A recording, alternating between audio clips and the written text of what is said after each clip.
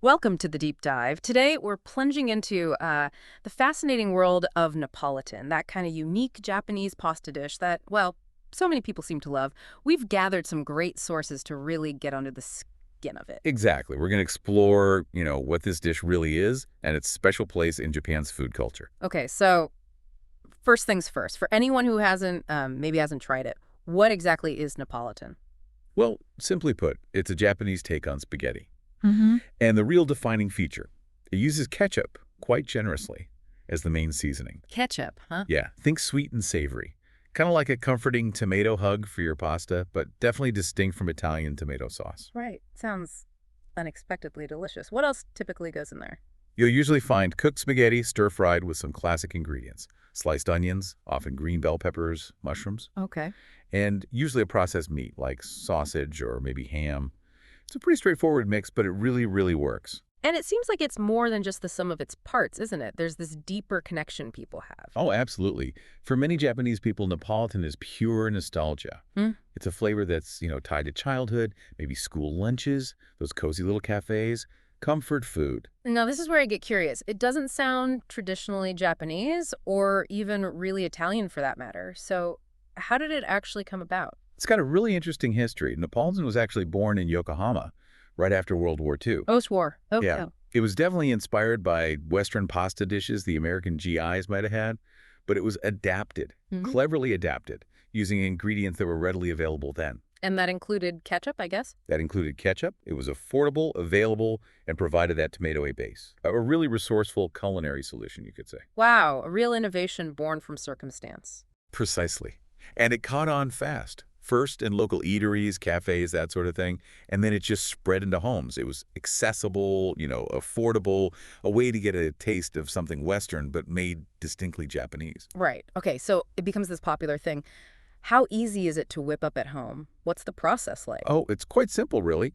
You boil your spaghetti as usual. Standard spaghetti. Yep. And while that's cooking, you stir fry your sliced sausage or ham, the onions, peppers, mushrooms, just until they soften up a bit. Makes sense. Then the cooked spaghetti goes right into that same pan. And then comes the signature flavor. Exactly. A good squeeze of ketchup goes in. You toss it all together so everything gets nicely coated.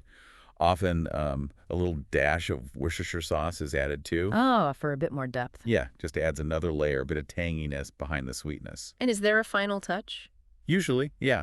A sprinkle of Parmesan cheese right before serving. It gives a nice savory contrast to that sweet ketchup base. Sometimes Tabasco too, for a little kick. So it really is a fusion dish, through and through. It absolutely is. Neapolitan is such a great example of yoshoku. Yoshoku. Yeah, that's the term for Western-influenced Japanese cuisine. Dishes inspired by the West, but totally adapted and evolved to suit Japanese tastes. Neapolitan is a star in that category. And that nostalgic thing you mentioned, can you elaborate a bit? What does that feel like?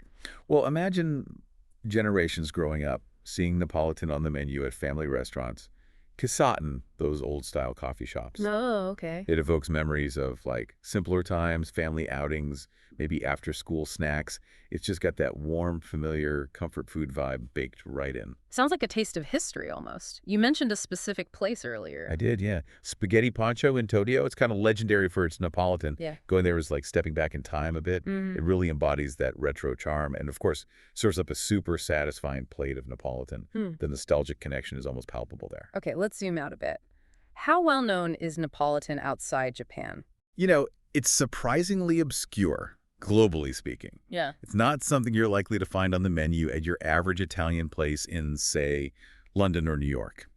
That is surprising given how comforting and accessible it sounds. It is a bit strange, isn't it? But maybe that's part of its charm. What's interesting is that because the ingredients are so simple, ketchup, spaghetti, onions, peppers, it's actually perfect for home cooking anywhere in the world. So it's kind of a delicious secret waiting to be discovered by more people. Exactly. And it's super adaptable. You can easily tweak it, add different veggies, use different meats, adjust the seasoning. It makes it a really great, approachable entry point into Japanese-style fusion cooking for home cooks everywhere. Right. So summing it all up then, Napolitan is essentially Japanese spaghetti featuring a distinct ketchup-based sauce, typically with onions, peppers, mushrooms, and sausage or ham. Yeah. It emerged from post-war Yokohama, a clever adaptation using available ingredients. Spot on. It's pretty simple to prepare stir-fry veggies and meat.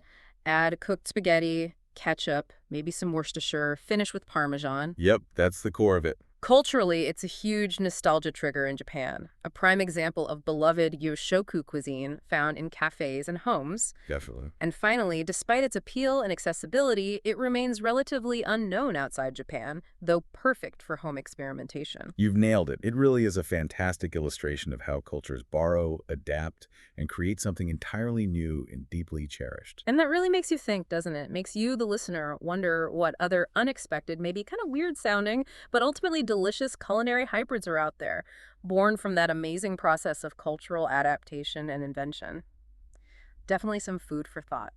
Thanks for joining us for this deep dive.